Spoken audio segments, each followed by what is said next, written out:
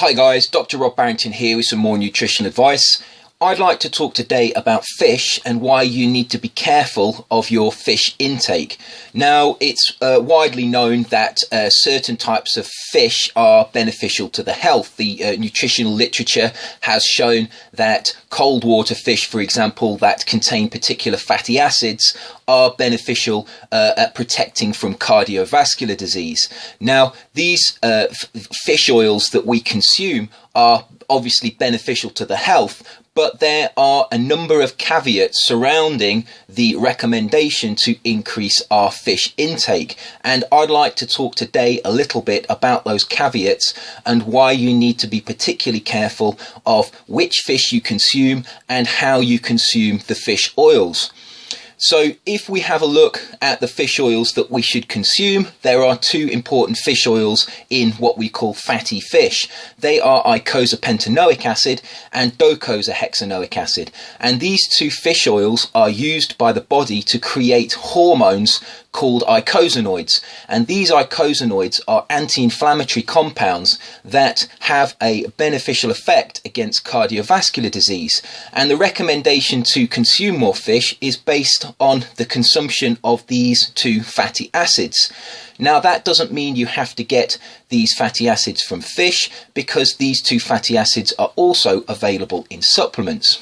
So the question is, should you get your docosahexaenoic acid and eicosapenaenoic acid from fish oil supplements, or should you try to get them from fish? Well, I would always recommend that you try to get these fatty acids where possible from fish. However, you need to be very careful of the types of fish you consume in order to be able to increase your dietary levels. Firstly, you have to eat fatty fish. That means you have to eat fish like mackerel, you have to eat fresh tuna, you have to eat salmon, you have to eat trout. These are classed as fatty fish. They tend to accumulate their fatty acids in their skin, and when we eat the flesh of the fish, we incorporate the fatty acids into our own tissues. Now, the problem with consuming fish is that we are using the oceans at the moment as a conduit for our pollution. And these fish are living in a polluted environment, and that means that they bioaccumulate pollutants. Now, bioaccumulation is a pretty important concept to understand in order to be able to create a strategy where you can avoid as much pollution as possible. What tends to happen is the pollution from humans is pushed into the oceans and it is absorbed by the smaller microorganisms. So we're talking about plankton and algae.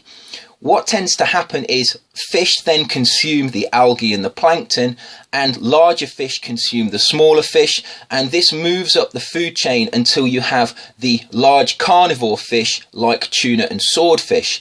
Now, the problem with this is that as the pollution moves up the food chain, it becomes more concentrated, and therefore what we tend to find is that the pollutants in fish are more concentrated in the larger carnivores. So the solution to this is fairly simple. If you want to avoid as much pollution as you can while still obtaining your essential fatty acids from fish, what you need to do is you need to consume the smaller fish. I would therefore recommend that you get your eicosapenaenoic acid and your docosahexaenoic acid from smaller fish such as sardines and mackerel.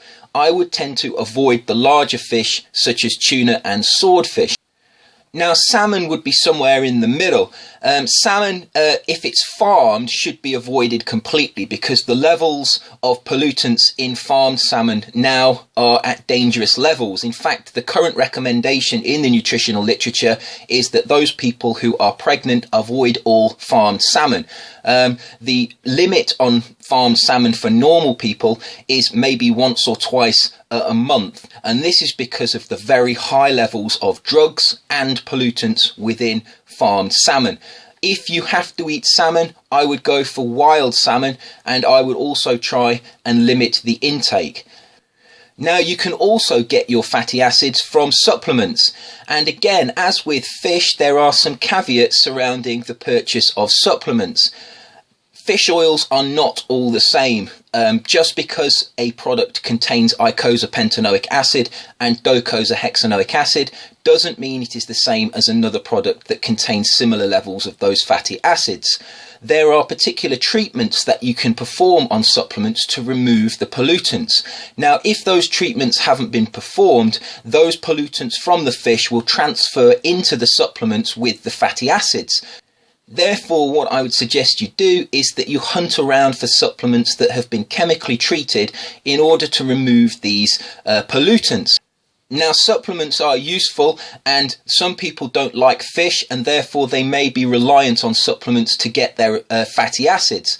However, I would reiterate what I said earlier and say that if you can get these fatty acids from fish, that is a far better way, and it's also far cheaper. You get far more fatty acids per pound in fish than you do in a supplement.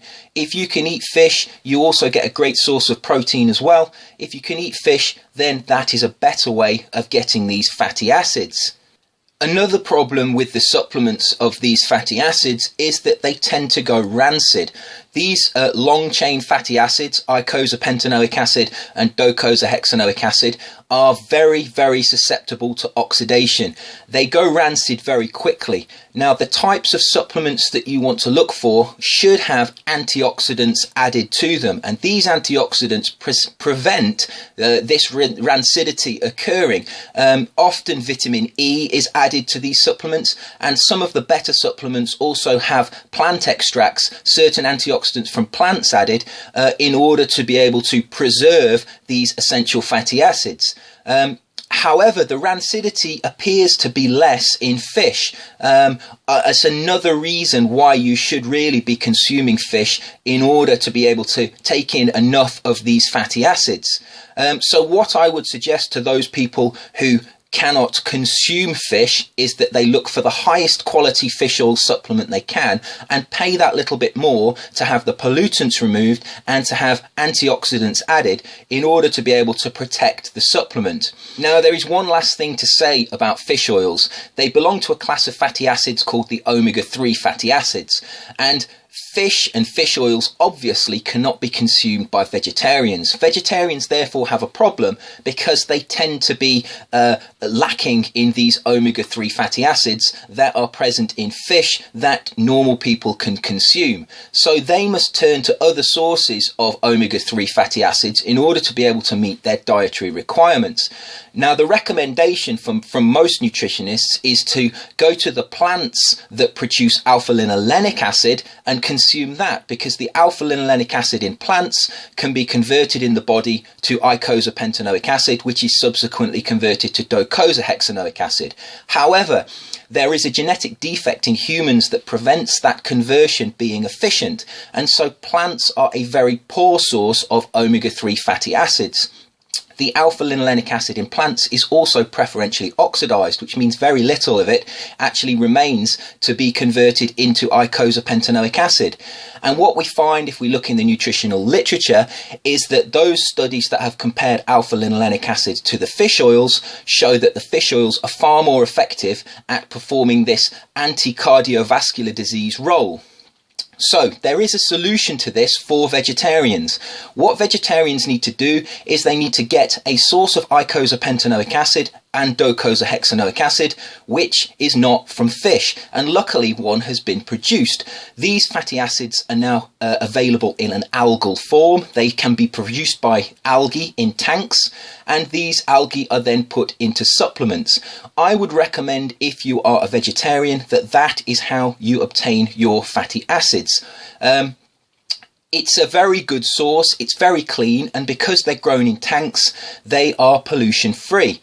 Now, this brings up the question of, should everybody obtain their eicosapenaenoic acid and docosahexaenoic acid from an algal source?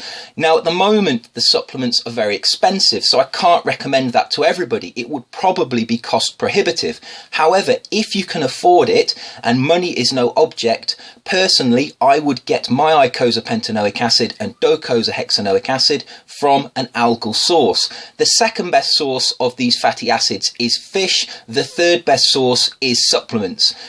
And the one thing to take from this is to avoid the forms of pollution. So avoid the larger cold water predator fish such as swordfish and tuna, and avoid the cheaper supplements that don't have antioxidants added and haven't been chemically treated to remove the pollutants.